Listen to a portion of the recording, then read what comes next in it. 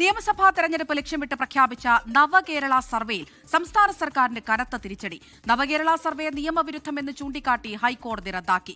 സർവേയെക്കുറിച്ച് സിപിഐഎമ്മിന് മുൻകൂർ അറിവുണ്ടായിരുന്നുവെന്നും ഉത്തരവ് വരുന്നതിന് മുൻപ് പാർട്ടി സെക്രട്ടറി കേഡർമാർക്ക് കത്തയച്ചുവെന്നും ഹൈക്കോടതി ഗൌരവമേറിയ പരാമർശം നടത്തി. കെഎസ്യു നേതാക്കൾ നൽകിയ ഹർജിയിലാണ് കോടതിയുടെ നടപടി.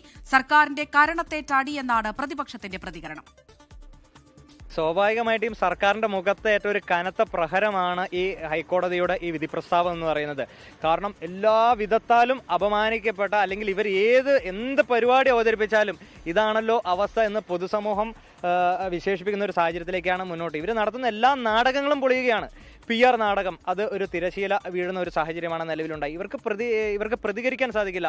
ഇവർ പൊതുഖജനാവിലെ പണം ഉപയോഗിച്ചുകൊണ്ട് ഇത്തരത്തിൽ വലിയ മേനി നടിക്കുന്നതിന് വേണ്ടി പ്രവർത്തനങ്ങൾ നടത്തി ഹൈക്കോടതിയിൽ നിന്ന് നിശിതമായിട്ടുള്ള വിമർശനം അവർക്ക് ലഭിച്ചു. സ്വാഭാവികമായിട്ടും അവർക്ക് ഇതിൽ പ്രതികരണം നടത്തുക എന്ന് പറയുന്നത് സാധ്യമല്ല. അതുകൊണ്ടാണ് അവരെല്ലാം ഇതിൽ മൗനം പാലിക്കുന്നത്. ഉത്തരവ് തിരിച്ചടിയല്ലെന്നും അപ്പീൽ നൽകേണ്ടതാണെങ്കിൽ നൽകുമെന്നും നിയമമന്ത്രി പി രാജീവ് പ്രതികരിച്ചു. റദ്ദാക്കിയതിന്റെ കാരണം എന്താണ് എന്നുള്ളത് വിധി പൂർണ്ണമായിട്ട് വരുമ്പോൾ ഞങ്ങൾ പരിശോധിക്കും. ചിലപ്പോൾ സാങ്കേതികമായ പ്രശ്നമാണെങ്കിൽ സാങ്കേതികമായ പിഴവ് നികത്തും. അതല്ല വേറെ പ്രശ്നങ്ങളാണെങ്കിൽ അതെന്താണെന്ന് പരിശോധിച്ചിട്ട് തുടർ നടപടി സ്വീകരിക്കും. അപ്പീൽ പോകേണ്ട ഭാഗങ്ങളുണ്ടോ എന്നുള്ളത് വിധി കിട്ടിയിട്ടായിരിക്കും മനസ്സിലാക്കാൻ കഴിയുക. അപ്പീൽ പോകേണ്ടതാണെങ്കിൽ അപ്പീൽ പോകും. തിരുത്തിക്കൊണ്ട് ചെയ്യാൻ കഴിയുമ്പോഴാണെങ്കിൽ തിരുത്തിക്കൊണ്ട് ചെയ്യും.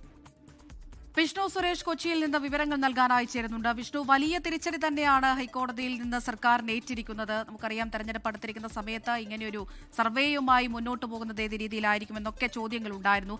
എന്തൊക്കെ പ്രധാനപ്പെട്ട നിരീക്ഷണങ്ങൾ കോടതിയുടെ ഭാഗത്തു നിന്നുണ്ടായി വിഷ്ണു?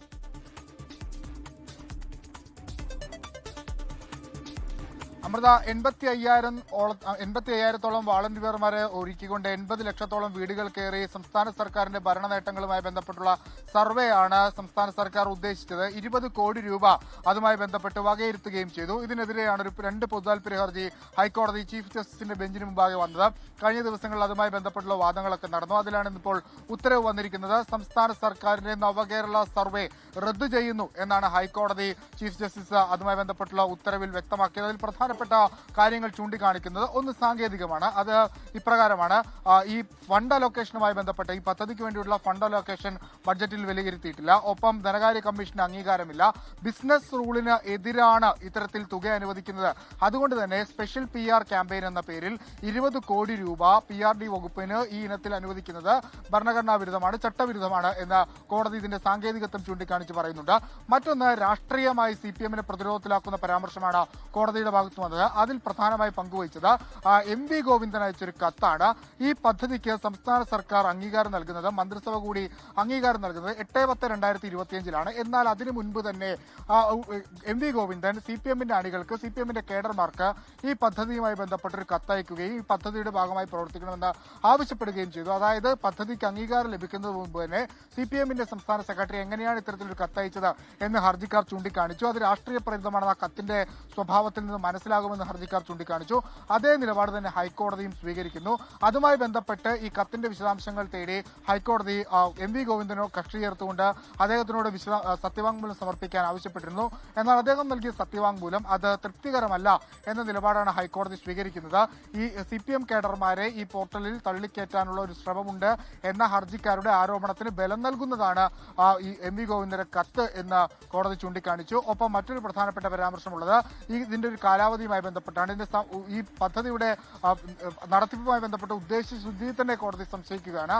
ഈ തദ്ദേശ തെരഞ്ഞെടുപ്പ് കഴിഞ്ഞതിന് ശേഷം നിയമസഭാ തെരഞ്ഞെടുപ്പ് വരാനിരിക്കുന്ന ഒരു സമയം, അതിന്റെ ഒരു ടൈം പീരീഡിലാണ് ഇത്തരത്തിലൊരു പദ്ധതി പ്രഖ്യാപിക്കുന്നത്.